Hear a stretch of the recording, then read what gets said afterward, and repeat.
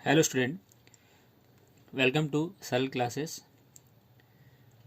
आज के इस लेक्चर में हम करने वाले हैं कक्षा 10वीं की गणित का संपूर्ण सॉल्यूशन, जिसमें हम स्टार्टिंग करेंगे इसके फर्स्ट लेक्चर से। यहाँ पर आप देख सकते हैं हमारे पास जो बुक है ये एनसीईआरटी की है। यहाँ पर हम जो सॉल्यूशन करेंगे वो ऑल स्टेट बोर्ड के लिए करेंगे। यहाँ पर शुरुआत करते हैं हम कक्षा 10वीं की गणित से, पहले लेक्चर से। आप यहाँ पर देख सकते हैं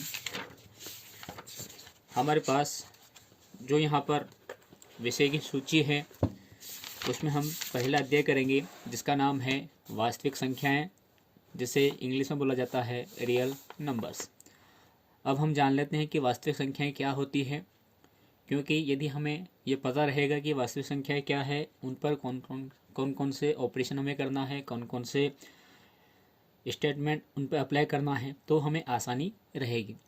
तो आपने जितनी भी संख्याएं पढ़ी हैं, जैसे प्राकृत संख्या, पूर्ण संख्या, पूर्णांक संख्या, परिमेय संख्या, अपरिमेय संख्या, भिन्न संख्या, तो इन सभी संख्याओं को जब हम एक साथ समायोजित करते हैं तो हमें वास्तविक संख्याएं प्राप्त हो जाती है। कौन सी संख्या प्राप्त हो जाती है? हमें वास्तविक संख्या हमें प्राप्त हो जाती है।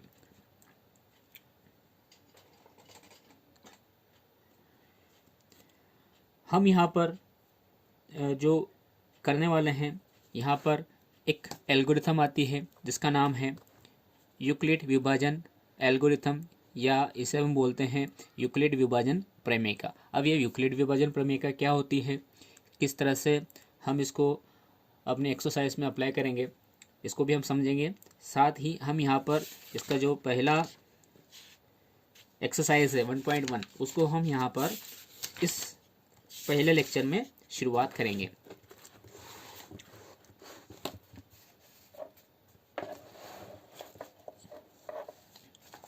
आप देख सकते हैं इसका एक्सरसाइज यहाँ पर है, प्रश्नावली 1.1।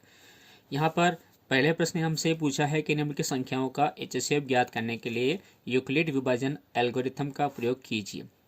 किससे हमें एचसीएफ निकालना है? एचसीएफ का मतलब होता है महत्तम समापवर्तक हमें ज्ञात करना है, लेकिन वो ज्ञात करना है यूक्लिड विभाजन एल्गोरिथम से। तो हम समझ लेते हैं कि यूक्लिड विभाजन एल्गोरिथम होती क्या है, किस तरह से हम इसका प्रयोग करते हैं।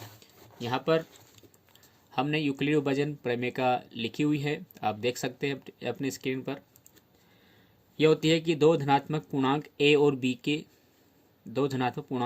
बी दिए रहने पर, यानी कि दो संख्याएं दी रहेगी, एक ए संख्या मानेंगे और एक बी संख्या मानेंगे, तो ऐसी अद्वितीय पूर्ण संख्याएं Q और R विद्यमान हैं कि A बराबर बी क्यू प्लस आर।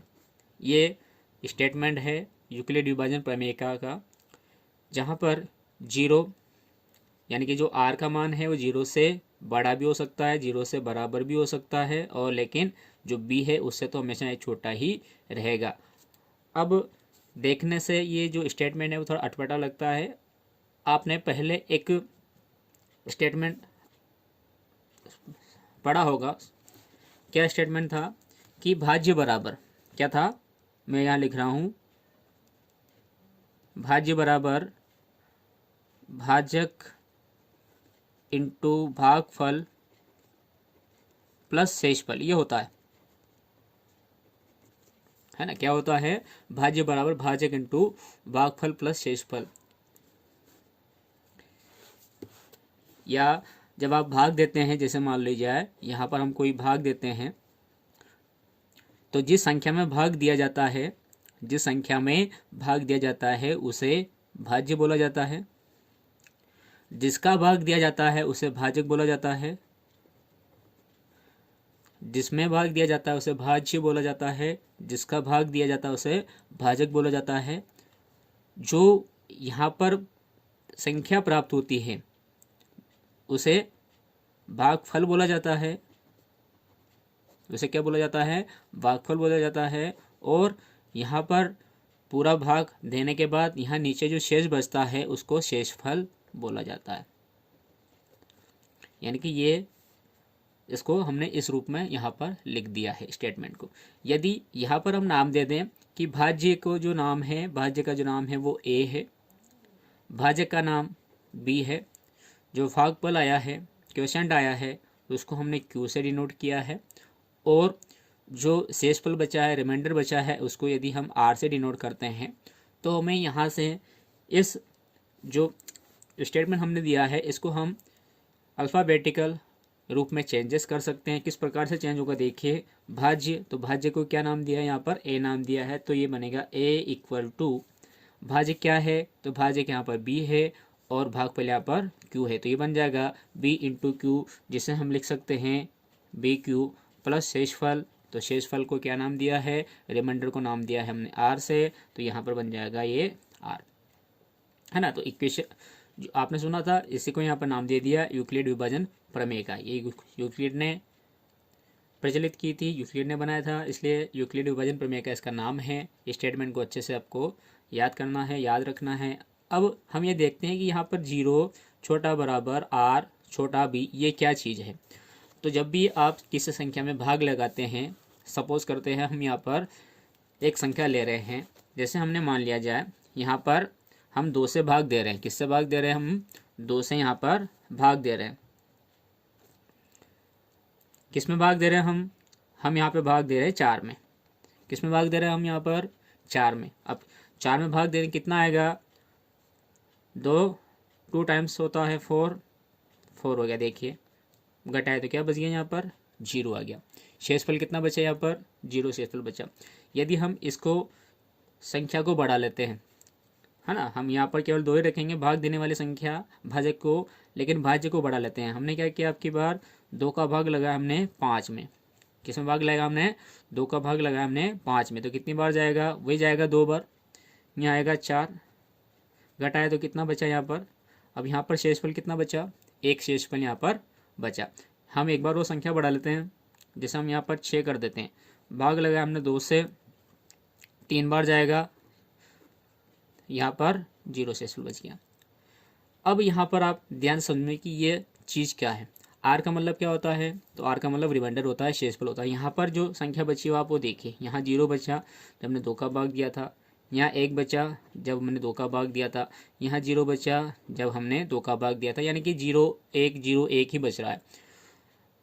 तो ध्यान रखें, जब हम यहाँ किसी भी संख्या से भाग देते हैं उससे 1 अंक कम तक, यानी कि 2 का भाग दिया, यानी कि इससे 1 अंक कम कर लीजिए आप, तो 1 आएगा, तो 1 अंक तक शेषफल बच सकता है, यानी कि 0 से लेकर इससे 1 अंक पहले तक शेषफल बच सकता है। तो ये यहाँ तक ही है, ये स्टेटमेंट यही बताता है। बी क्या है, ये वाली संख्या बी है, तो इससे कम शेषफल अपने को प्राप्त होता है, ठीक है। और हमें क्या करना है, इस एल्गोरिथम का प्रयोग करके हमें HCF ज्ञात करना है। क्या ज्ञात करना है हमें, HCF ज्ञात करना है। HCF का मतलब होता है महत्तम समापवर्तक, महत्तम समापवर्तक। और एक शब्द आएगा इसमें, इस एक्सरसाइज में नहीं है, अगली एक्सरसाइज में मिलेगा आपको। महाव करेंगे हम LCM का, जिसको बोलते हैं लघुत्तम समापवर्तक। क्या बोलते हैं, लघुत्तम समापवर्तक। तो हम यहाँ पर बेसिकली म से निकालना सीखेंगे इस स्टेटमेंट, इस विधि से। चलिए अब कैसे निकालते हैं, एक एग्जाम्पल हम करते हैं, उसके बाद हम एक्सरसाइज की ओर बढ़ते हैं। जैसे हम यहाँ एग्जाम्पल लेते हैं, यहाँ हमने लिया 12 और हमने यहाँ पर लिया 20 का, क्या लिया हमने, 12 और 20। अब यहाँ पर इनका एलसीएम हमें, HCF हमें निकालना है। जो हमारी पुरानी विधि है वो क्या है, ये विधि है, एक तो ये वाली है गुणनखंड विधि वाली,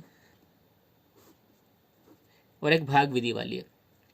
गुणनखंड विधि वाली, इससे हम इसका HCF कैसे निकालेंगे, तो देखिए यहाँ पर हम 12 लिखेंगे, यहाँ पर हम भाग चलाएंगे। सबसे पहले 2 से जाएगा 6 बार, फिर 2 से जाएगा 3 बार, फिर 3 से जाएगा 1 बार। वैसे हम 20 में चला लेते हैं, तो 20 में सबसे पहले 2 से जाएगा कितनी बार, 10 बार, फिर 2 से जाएगा कितनी बार, 5 बार, फिर 5 का जाएगा कितनी बार, 1 बार। तो हमें यहाँ पर क्या मिला, तो हम यहाँ पर जब HCF निकालते हैं तो हम ये देखते हैं कि दोनों में कौन सी संख्याएं कॉमन है। क्या देखते हैं, दोनों में कौन सी संख्याएं कॉमन है। तो यहाँ पर हम देख सकते हैं कि 2 इसमें है और 2 इसमें भी है, ये 2 इसमें है और 2 इसमें भी है, बस बाकी और कोई संख्या नहीं मिल रही है, यानी कि केवल 2 मिल रहा है यहाँ पर 2 बार। तो इसका HCF क्या होगा, 2 इंटू 2 बराबर क्या HCF हो जाएगा, 4 इसका HCF हो जाएगा। ये कौन सी विधि है, ये गुणनखंड विधि है। ये कौन सी विधि है, गुणनखंड विधि है, गुणनखंड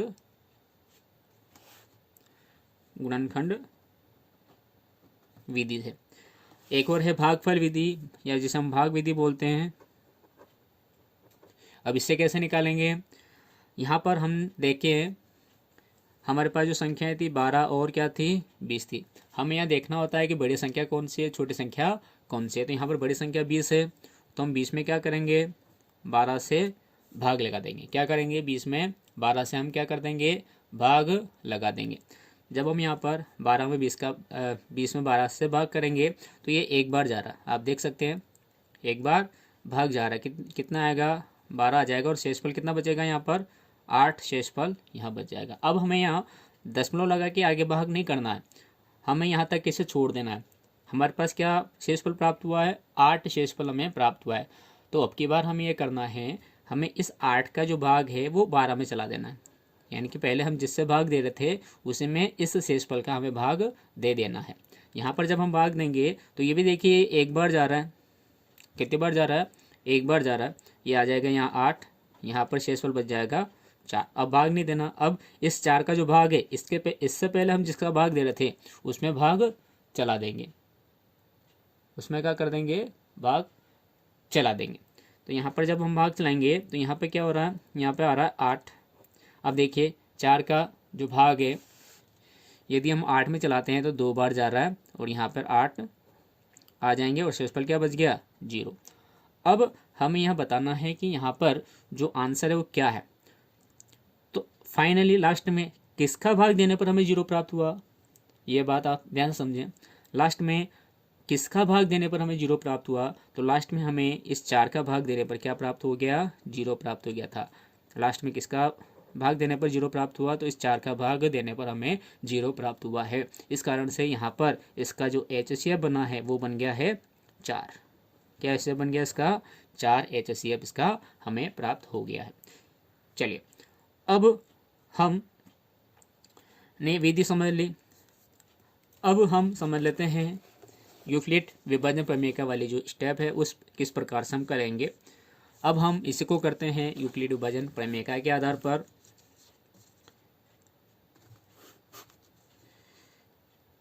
यूक्लिड विभाजन प्रमेय से,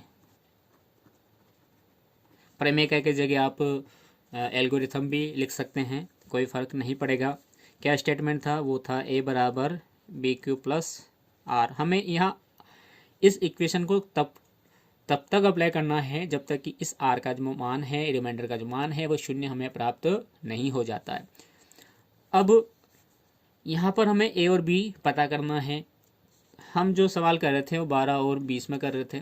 यहाँ पर जो बड़ी संख्या रहेगी उसको हम a से डिनोट करेंगे, तो a बराबर 20 है यहाँ पर, और जो छोटी संख्या रहेगी उसको हम b से डिनोट करेंगे, तो b बराबर यहाँ पर बन जाएगा 12। अब यहाँ पर हमने जो भाग विधि करी थी ना, इसको ही हम यूक्लिड विभाजन प्रमेय के आधार पर स्टेटमेंट में हम अप्लाई करेंगे। सबसे पहले हमने क्या किया था, 20 में 12 का भाग दिया था तो हमें 8 शेषफल मिला था और 1 भागफल मिला था। ठीक है, हम इसको जो हमारा स्टेटमेंट था a बराबर BQ प्लस R से उसके रूप में लिखते हैं। तो स्टेप फर्स्ट बन जाएगी, ये स्टेप फर्स्ट क्या बन जाएगी, 20 बराबर 12 इंटू 1 प्लस 8, है ना। देखिए यहाँ पर 20 में भाग दिया था किसका, 12 का, गुणन कितना भागफल आया था, 1 आया था, शेष कितना बचा था, 8 बचा था। उसी को इस रूप में लिखा हमने 12 इंटू 1 प्लस 8। कि देखिए यहाँ प्लस के बाद जो 8 रिमाइंडर आया, 0 आया क्या, नहीं आया। यहाँ लिख देंगे हम R not equal to 0। Second step में क्या किया हमने, 8 का भाग दिया था, किस में दिया था, 12।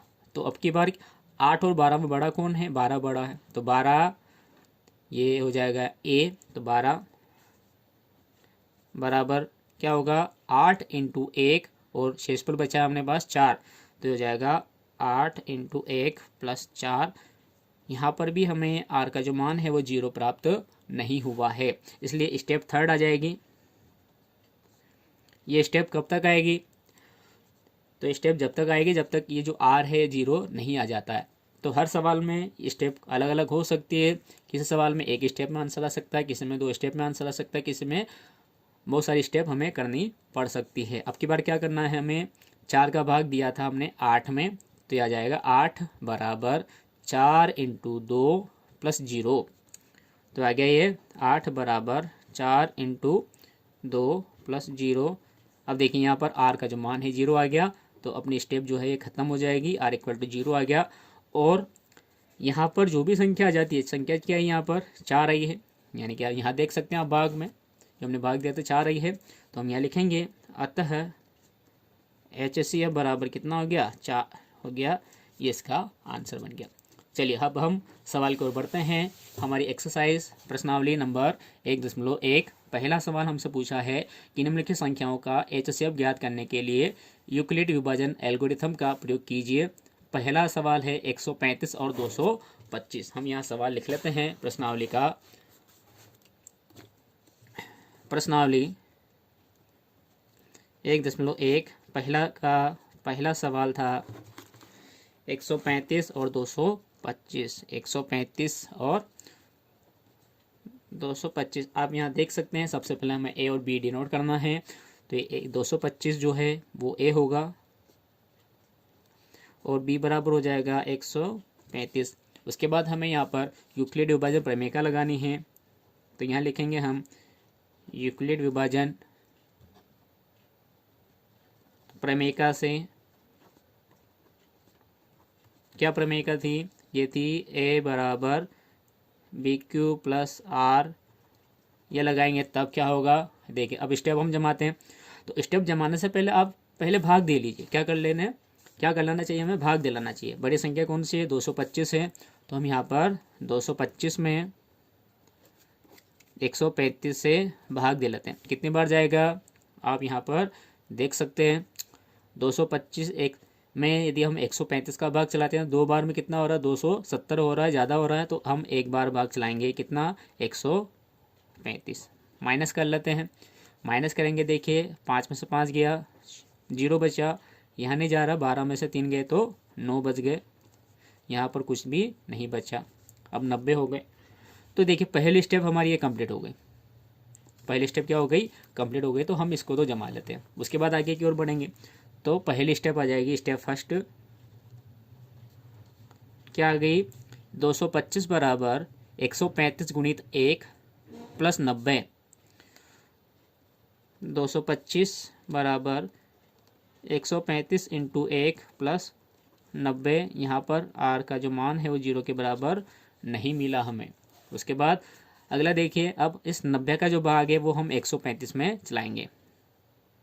90 का जो भाग है वो किस में चलाएंगे, 135 में चलाएंगे। अब देख लीजिए यहाँ पर 2 बार हम चलाते हैं तो 180 बनता है, इसलिए एक बार ही जाएगा।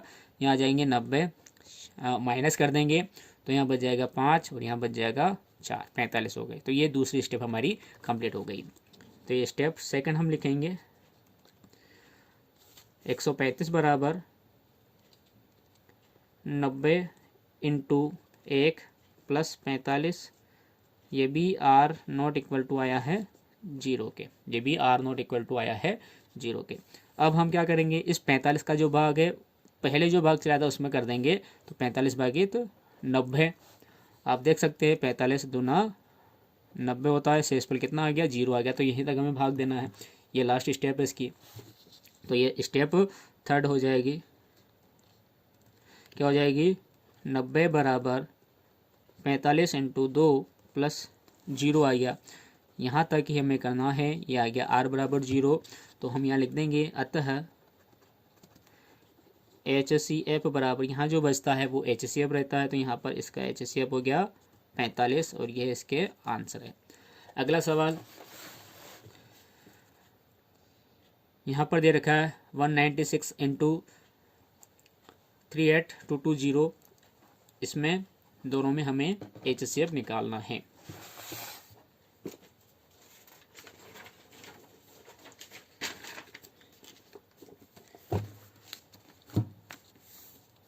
देखिए यहाँ पर हमने पहले से करके रखे इनको ताकि समय ज़्यादा न लगे। अब इन सवालों में यहाँ पर सबसे बड़ी संख्या ए हो गई 38,220 और छोटी संख्या बी हो गई 196। विभाजन प्रमेय का हमने लगाई है यहाँ पर, क्या है, विभाजन प्रमेय का हमने लगाई है यहाँ पर, जो है ए बराबर बी क्यू प्लस आर। यहाँ पर जब आप 38,220 में 196 का भाग देंगे तो ये पूरा पूरा चल जाएगा एक ही बार में 195 बार। तो ये एक ही स्टेप में आंसर इसके आ जाएंगे। क्या लिखेंगे हम, 38,220 बराबर 196 इंटू 195 प्लस 0, 196 इंटू 195 प्लस 0 और r इक्वल टू 0 यहाँ पर हमें प्राप्त हो गया। इसलिए यहाँ पर जो संख्या आती है वो इसका आंसर है। तो 196 196 इसके HCF हमें प्राप्त हो गए हैं। उसके बाद अगला सवाल है यहाँ पर 867 और 255। तो A 867 हो गए और B 255 हो गए। यहाँ पर सबसे पहले हम भाग दे लेते हैं। यदि भाग देते हैं तो स्टेप जमाना बहुत ही आसान हो जाता है। तो हमने यहाँ पर भाग दे रखा है। यहाँ पर पहले हमने 255 का 867 में भाग दिया तो 3 बार गया और 102 शेषफल यहाँ बच गए। तो पहली स्टेप ये हो जाएगी, 8 6 7 बराबर 255 इंटू 3 प्लस 102 शेषफल प्राप्त हो गए। r नॉट इक्वल टू 0 हमें मिला। उसके बाद इस 102 का भाग इस 255 में हमने दिया, ये 2 बार गया, 51 शेष बचा। ये सेकेंड स्टेप हमारी बन गई। 255 equal to 102 into 2 plus 51, r not equal to 0 हमें यहाँ मिला। उसके बाद थर्ड स्टेप आगे देखिए। अब इस 51 का जो भाग है वो 102 में हमें देना है। तो 51 का भाग 102 में दिया, 2 बार गया, शेषफल 0 बच गया। स्टेप खत्म हो जाएगी यहाँ पर। तो ये मिल गया हमें step third, 102 equal to 51 into 2 plus 0, ये शेषफल मिल गया, r इक्वल टू 0 मिल गया। तो इसका जो HCF है वो आ गया यहाँ पर 51। उसके बाद देखिए अगला सवाल हम यहाँ पर करते हैं। तो इस दूसरे को अभी बाद में करेंगे, पहले हम थर्ड वाले को कर लेते हैं।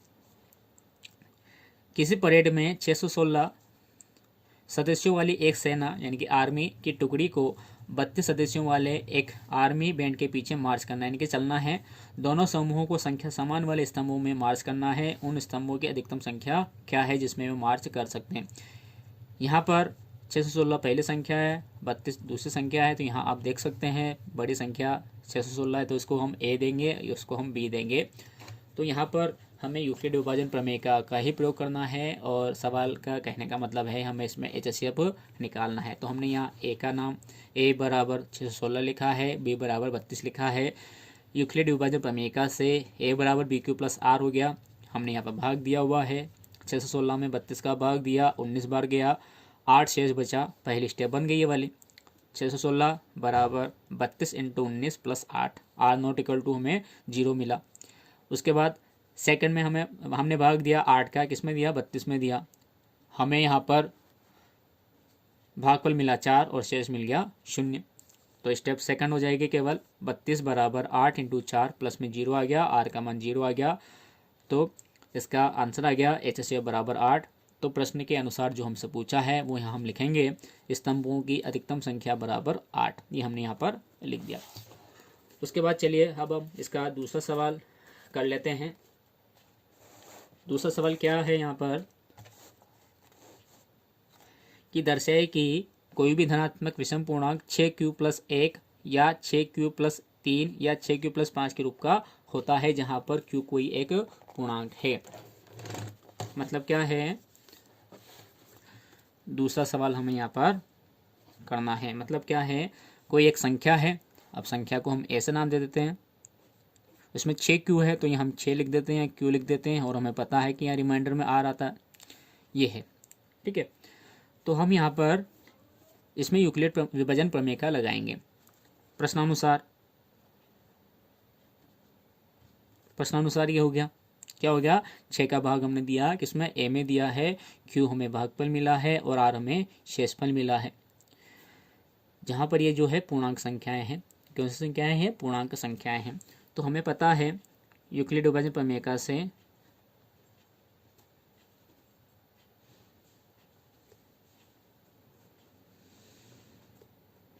यूक्लिड विभाजन प्रमेय का से क्या होता है, ये होता है A बराबर बी क्यू प्लस आर।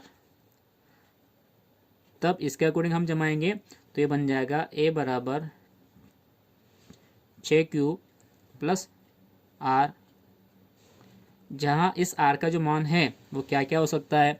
हमने स्टार्टिंग में पढ़ा था, समझा था कि इसका मान इससे एक कम तक हो सकता है। तो एक कम क्या होगा, 5 होगा। तो r बराबर हो सकता है यहाँ पर 0 आ जाए, 1 आ जाए, 2 आ जाए, 3 आ जाए, 4 आ जाए, 5 आ जाए, ये इसके मान हो सकते हैं। तो हम इस इक्वेशन को नंबर 1 दे देते हैं और यहाँ पर इस इक्वेशन में हमें इस r के मान को लिखना है। पहले 0 लिखेंगे, फिर 1 लिखेंगे, 2 लिखेंगे, 3 लिखेंगे, 4, 5 लिखेंगे। तो सबसे पहले समीकरण 1 में r बराबर 0 रखने पर, r बराबर कितना रखेंगे, 0 हम रखेंगे। तो 0 रखे, देखिए तो ये क्या बनेगा, a बराबर 6q प्लस 0, यानी कि 6q मिला।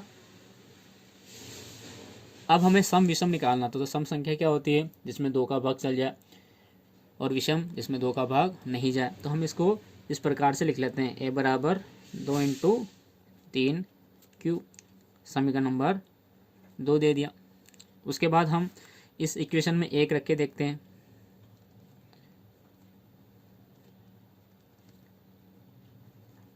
r बराबर 1 रखने पर, 1 रखेंगे क्या होगा, 6q प्लस 1 हो जाएगा। a बराबर 6q प्लस 1, यहाँ पर से कुछ भी कॉमन आ सकता है क्या, कॉमन नहीं आ रहा है, तो इसलिए समीकरण नंबर 3 होगी। उसके बाद फिर पुनः समीकरण 1 में r बराबर 2 रखने पर,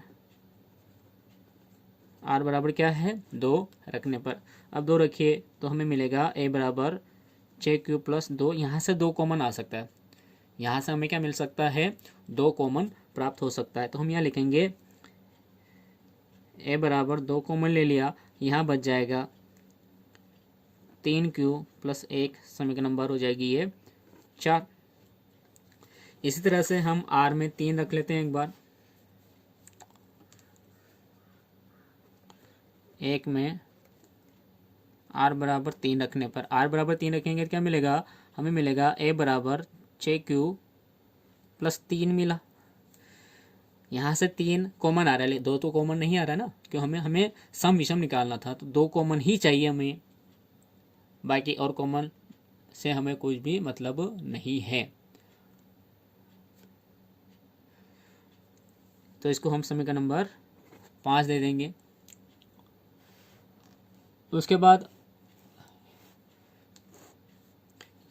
समीकरण नंबर 1 में r बराबर 4 लिखेंगे, r बराबर कितना लिखेंगे, 4 लिखेंगे। तो हमें मिल जाएगा यहाँ a बराबर 6q प्लस 4। देखिए अब यहाँ पर 2 कॉमन आ सकता है, हमें 2 ही कॉमन निकालने हैं इसमें से। तो a बराबर क्या हो गया, 2 कॉमन निकाल लिया, तो यहाँ आ गया 3q प्लस 2, इसको हम समीकरण नंबर 6 दे देंगे। उसके बाद लास्ट बचा है समीकरण 1 में r बराबर 5 रखने पर, जब हम r बराबर 5 लिखेंगे तो हमें मिलेगा यहाँ पर a बराबर 6q प्लस 5।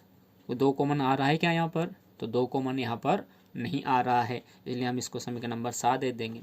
अब आप यहाँ पर देख सकते हैं ये सभी क्वेश्चन हमारे सामने हैं 2 से लेकर 7 तक। तो सम संख्या वो होती है जिसमें 2 कॉमन आ रहा है, और विषम संख्या वो होती है जिसमें 2 कॉमन नहीं आ रहा। तो आप देख सकते हैं पहला 2 कॉमन आ रहा है, किस में आ रहा है, 3q में आ रहा है। उसके बाद ये इसमें आ रहा है 2 कॉमन, इसमें आ रहा है 2 कॉमन, तो ये 2 सम संख्या हो गई जिसमें 2 कॉमन आ रहा। विषम संख्या कौन सी हो गई जिसमें 2 कॉमन नहीं आ रहा, एक समीकरण नंबर 3 हो गई, समीकरण नंबर 5 हो गई, और समीकरण नंबर 7 हो गई। तो विषम संख्या किस रूप में है, तो विषम संख्याएं हैं 6q प्लस 1 के रूप में, 6q प्लस 3 के रूप में, और 6q प्लस 5 के रूप में। तो देखिए सवाल में यही पूछा था हमसे विषम वाला, तो हम यहाँ लिख देते हैं, चूँकि समीकरण 2, 4 व 6 से प्राप्त संख्याएं सम संख्याएं हैं, क्योंकि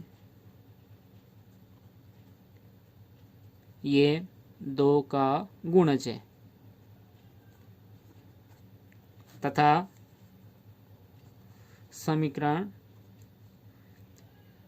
3, ये वाले 3, 5 6 क्यू प्लस 5 6 क्यू प्लस 3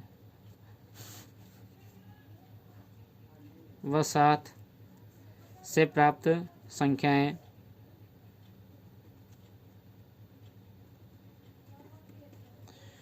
विषम संख्याएं हैं। तो ये हो गया इसके समीकरण 3, 5 और 7 से प्राप्त संख्याएं विषम संख्याएं हैं क्योंकि ये 2 के गुणज में नहीं है। अतः क्या होगा, तो जो सवाल में दिया हुआ था वो कथन हम लिखेंगे, कोई भी धनात्मक विषम पूर्णांक, अतः कोई भी धनात्मक विषम पूर्णांक संख्या 6q + 1 6q + 3 व 6q + 5 के रूप में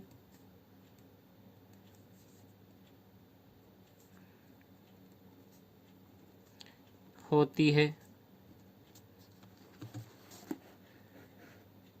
जहाँ q कोई पूर्णांक है।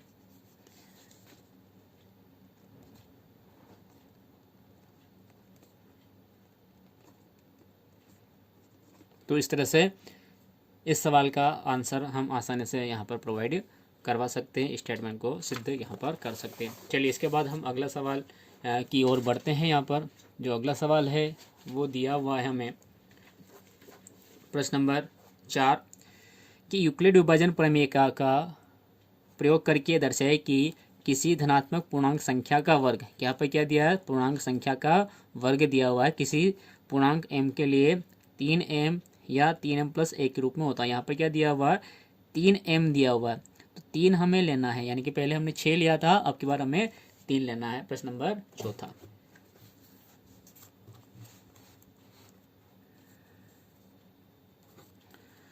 तो प्रश्नानुसार क्या लेना, हमें 3 लेना है, यहाँ a होगा, यहाँ q आएगा और यहाँ पर हमें r प्राप्त होगा। अब r का जो मान है क्या मिल सकता हमें, तो यहाँ पर इस r का जो मान है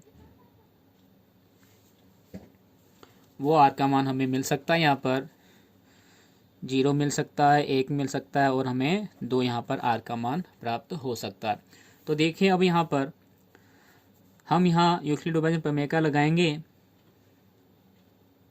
यूक्लिड विभाजन प्रमेय का से क्या है, a बराबर हमें सीधा यहाँ लिखना हो, 3 लिख लेते हैं, 3q + r, जहाँ r बराबर 0, 1 और 2 है। इसको हमने इक्वेशन नंबर 1 दिया। यहाँ पर हमें सबसे पहले 0 लिखना है, फिर 1 लिखना है, फिर 2 लिखना है। तो समीकरण 1 में r बराबर 0 रखने पर, r बराबर क्या रखना है, हमें 0 रखना है। जब हम r बराबर 0 रखेंगे तो हमें यहाँ पर a बराबर मिलेगा 3q + 0, a बराबर क्या मिल गया, 3q हमें यहाँ पर मिला। सवाल में क्या पूछा हमसे कि हमें पूर्णांक का वर्ग भी करना है, तो हम इसका वर्ग कर देते हैं। तो यहाँ हम लिखेंगे वर्ग करने पर, ध्यान रखें वर्ग करेंगे दोनों पक्षों का करेंगे, तो a का स्क्वायर हो गया, यहाँ हो गया 3 का स्क्वायर, तो यहाँ पर हम 3 का स्क्वायर ना लिखते हुए इसको लिख लेते हैं 3 × 3 और q का स्क्वायर कर देंगे। और यहाँ पर हमें आंसर में 3m लाना था, तो हम यहाँ मान लेंगे, माना 3q² = m, एक पूर्णांक, तो ये a² बराबर हो गया 3m। इक्वेशन नंबर 1 दे दिया हमने, ठीक है, क्या दे दिया, इक्वेशन नंबर हमने 1 दे दिया। समीकरण 2, समीकरण 1 यहाँ दिया था, 2 यहाँ देंगे, समीकरण 2 दिया फिर समीकरण 1 में r बराबर 1 रखने पर, r बराबर क्या रखना है हमें, 1 रखना है। तो 1 रखेंगे तो क्या होगा, देखिए हमें मिल जाएगा यहाँ a बराबर 3 + 1। उसके बाद दोनों पक्षों का वर्ग करना है, तो ये बन जाएगा, यहाँ से वर्ग करेंगे तो a² बराबर 3 + 1 का होल स्क्वायर, a + b के होल स्क्वायर के फॉर्मूले से इसको खोल लेते हैं। तो a² बराबर ही होगा 3 का स्क्वायर करेंगे कितना होगा, 9 स्क्वायर हो जाएगा, प्लस a² प्लस 2ab यानी कि इन तीनों का गुणा कर लेना हमें, तो ये हो जाएगा 6 प्लस b का स्क्वायर, तो 1 है तो 1 का स्क्वायर 1 हो गया। इन दोनों में से हमें कॉमन लेना है, कितना कॉमन लेना है, 3 ही कॉमन लेना है। तो 3 कॉमन आ रहा है, तो ये बन जाएगा a² बराबर 3 कॉमन ले लिया तो ये हो गया 3q² plus 2q + 1 as it is है। अब यहाँ पर हम इसको मान लेते हैं, माना 3q² प्लस 2q = m, ये हमने माना। ये भी क्या है, ये भी एक पूर्णांक है। जब पूर्णांक है तो हम इसकी जगह लिख लेते हैं, तो a² बराबर 3m + 1 समीकरण नंबर 3। अब देखिए हमें यहाँ पर दो ही प्रूफ करने के लिए बोले थे, 3m या 3m + 1 के रूप में। यदि आगे बोलता कि 3q + 2 के रूप में ऐसा बोलता तो ऐसा भी हम कर लेते, लेकिन यहाँ पर 3m + 1 तक ही लिखा है, तो हम यहाँ तक ही इसको सवाल को रहने देते हैं। तो यहाँ हम लिख देंगे, अतः समीकरण 2 व 3 से स्पष्ट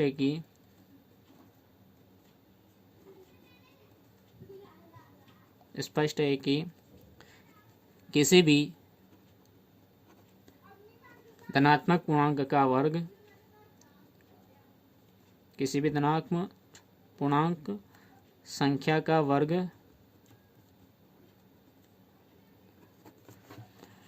3m + 1 के रूप का होता है,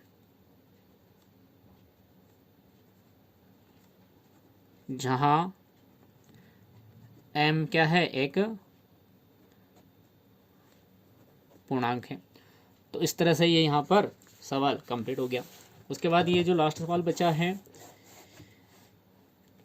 इसको आप आसानी से कर सकते हैं। देखिए किस प्रकार से, कि यूक्लिड विभाजन प्रमेय का प्रयोग करके दर्शाए कि किसी भी धनात्मक पूर्णांक का घन 9m, 3m, 9m + 1 या 9m + 8 के रूप का होता है। तो ये जो सवाल है, आप इसको सवाल नंबर 4 के अकॉर्डिंग करने का अभ्यास कीजिएगा, आप बहुत ही आसानी से इसको भी सॉल्व कर पाएंगे।